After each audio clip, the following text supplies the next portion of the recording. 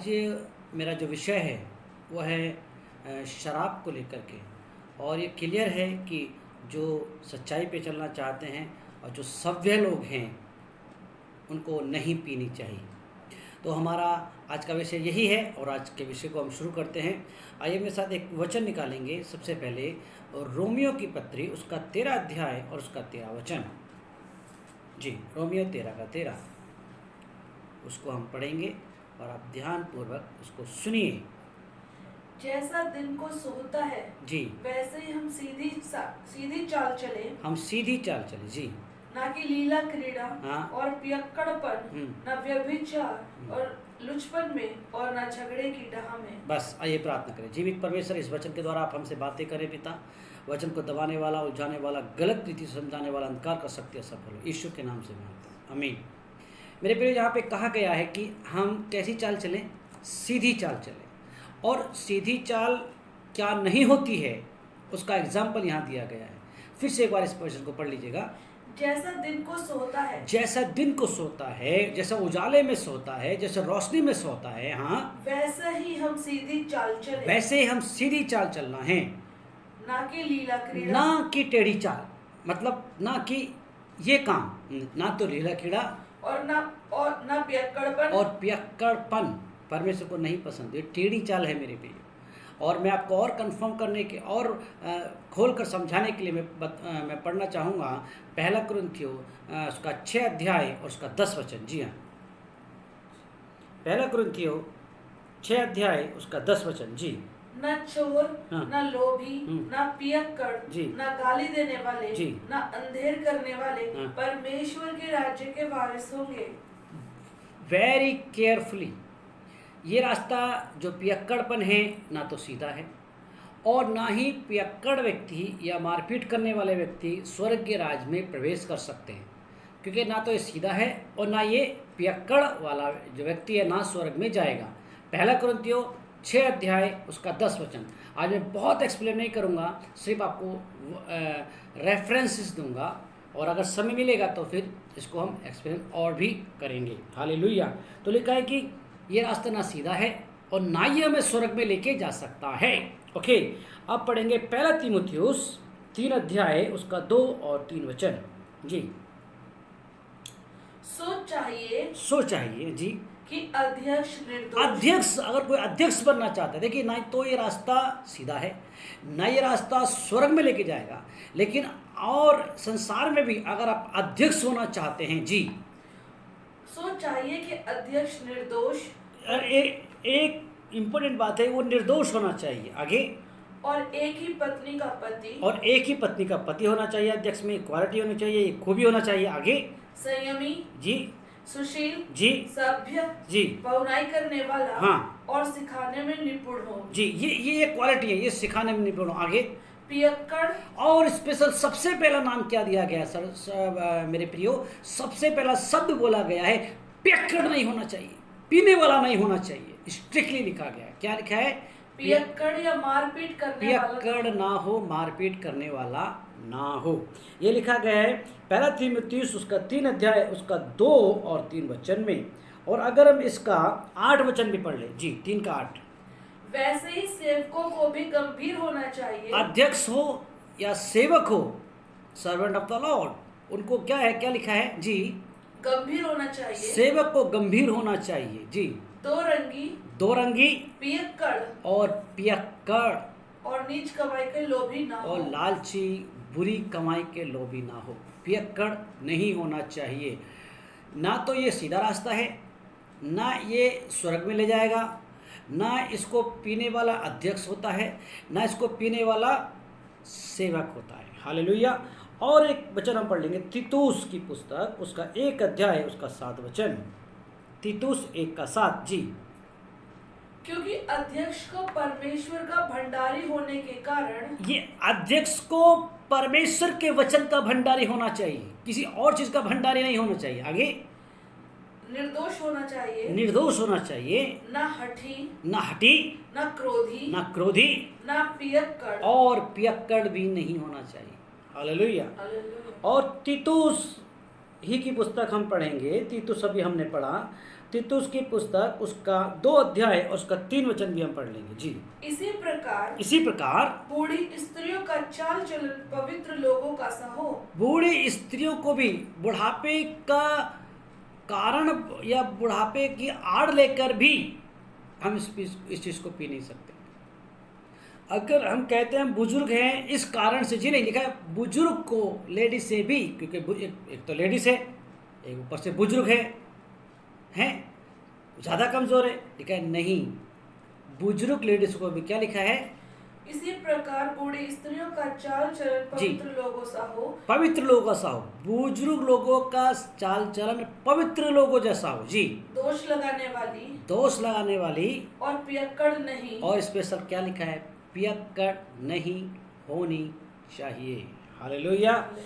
और देखिए इन चीज़ों से नुकसान क्या है, हमने अभी सुना कि ये ना तो सीधा रास्ता है, ना ये स्वर्ग ले जाता है, ना ऐसा व्यक्ति अध्यक्ष होना चाहिए, ना ऐसा व्यक्ति सेवक होना चाहिए। यहाँ तक कि बुढ़ापे में भी आप बुढ़ापे की को एक्सक्यूज देकर भी आप इसको नहीं ले सकते। रीज़न क्या है मेरे प्रियो, रीज़न ये है कि अब हम रीज़न पे जाएंगे कि इससे क्या क्या होता है। जो हम हबक्कुक पढ़ेंगे, हबक्कुक 2 अध्याय उसका 5 वचन, इनसे नुकसान देखेंगे। जी हाँ, जी हाँ। दाख मधु से धोखा होता है। दाख मधु से, शराब से, पियक्कड़पने से धोखा हो जाता है सर।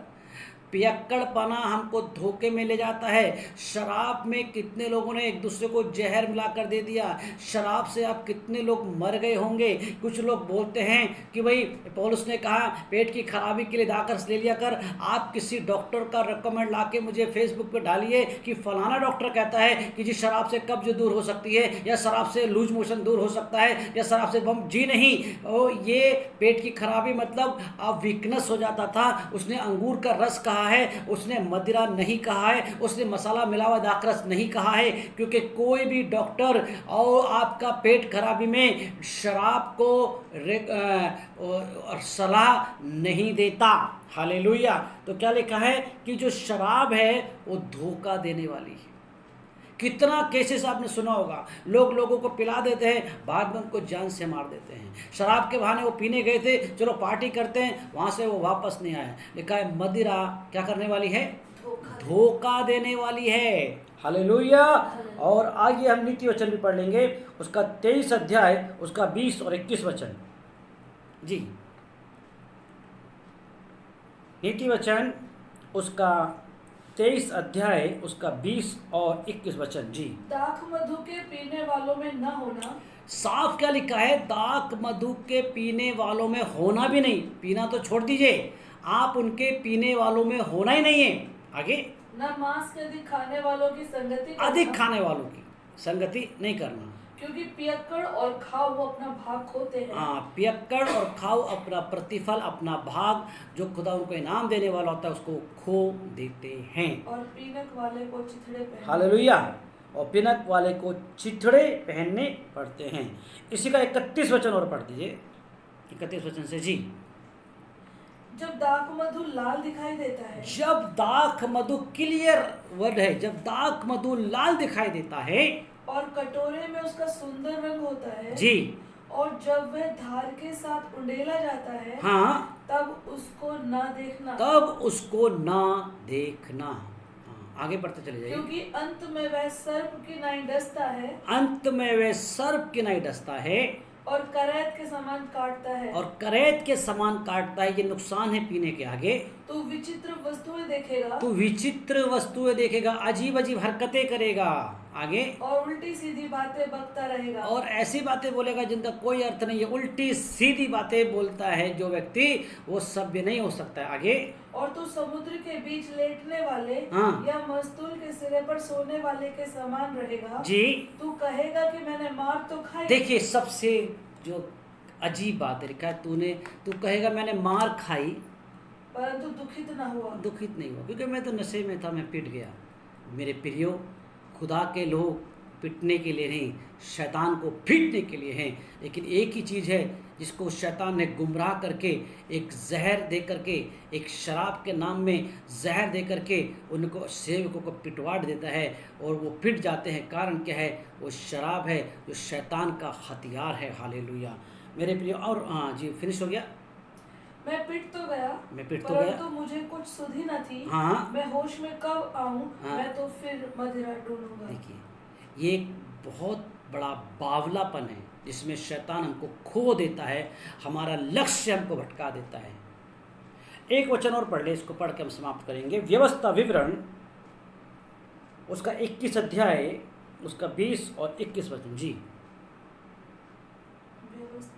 व्यवस्था विवरण उसका 21 अध्याय उसका 20 और 21 वचन।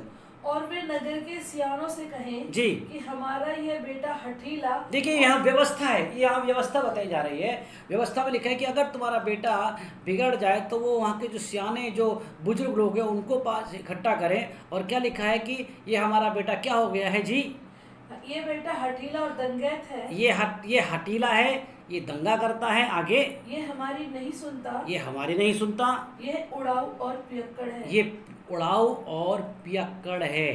अब इस ये पियक्कड़ है तो इसका क्या क्या हर्ष होना चाहिए? आगे इस व्यवस्था में ये भी लिखा है। जी, तब उस नगर के सब पुरुष जी, उसको पत्थरवाह करके व्यवस्था में लिखा है कि जो पियक्कड़ है उसको, उस बच्चे को वो व्यवस्था के लोग पत्थर करें और पत्थरों से मार डालें।